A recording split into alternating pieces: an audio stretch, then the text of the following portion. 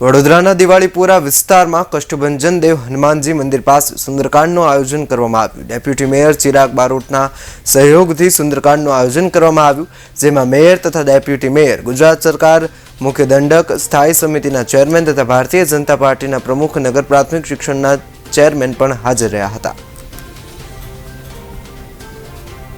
દિવાળીપુરા વિસ્તાર જૂના પાદરા રોડ વડોદરામાં આજે અશ્વિન કુમાર પાઠકજીનો સુંદરકાંડનો પાઠના આયોજન કર્યો છે। આ વિસ્તારના તમામ નાગરિકો અને વડોદરાના તમામ ભક્તો આજે અહીંયા આ પાઠમાં ભાગ લેવા માટે એકત્રિત થયા છે। વડોદરા શહેરનું, વિસ્તારનું અને બધા જ લોકોનું કલ્યાણ થાય એ અર્થે આ પાઠનું આયોજન કરવામાં આવ્યું છે। તો બધા જ ભક્તો અહીંયા આ પાઠનું ભાગ લેવા માટે આવ્યા છે। પાઠ અમારા વિસ્તારના ધારાસભ્ય શ્રી સયાજીગંજ વિસ્તારના ધારાસભ્ય કેયુરભાઈ રોકડિયા અને પોલીસ વિભાગના અધિકારીઓ અને તમામ નાગરિકો, અમારા વિસ્તારના કાર્યકર્તાઓ, ભારતીય જનતા પાર્ટીના તમામ કાર્યકર્તાઓ, નેતાઓ, કોર્પોરેટરો બધા જ અહીંયા ઉપસ્થિત છે।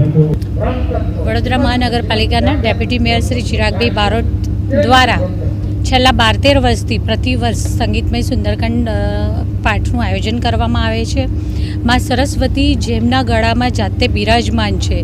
આપણે સૌ જાણીએ છીએ તેમ શબ્દોના આરોહ અવરોહની વચ્ચે છોડવામાં આવતી જગ્યા અને આ જગ્યામાં પણ ભક્તિ સાગરના તેટલા જ ભાવ ઉપસ્થિત રહેતા હોય ત્યારે ખરા અર્થમાં જ્યારે પરમ પૂજ્ય ગુરુજી અશ્વિન પાઠકજીના મુખેથી માં સરસ્વતી માતાના આરાધના સ્વરૂપા સંગીતમય સુંદરકાંડના પાઠ થતા હોય ત્યારે પ્રત્યેક ઉપસ્થિતો ખરા અર્થમાં ભક્તિના સાગરમાં જોબોળાઈ જાય અને સાક્ષાત ભગવાન પણ આ ઉપસ્થિતોના સ્વરૂપે ક્યાંક ને ક્યાંક સૂક્ષ્મ સ્વરૂપે આપણા સૌની વચ્ચે હોય।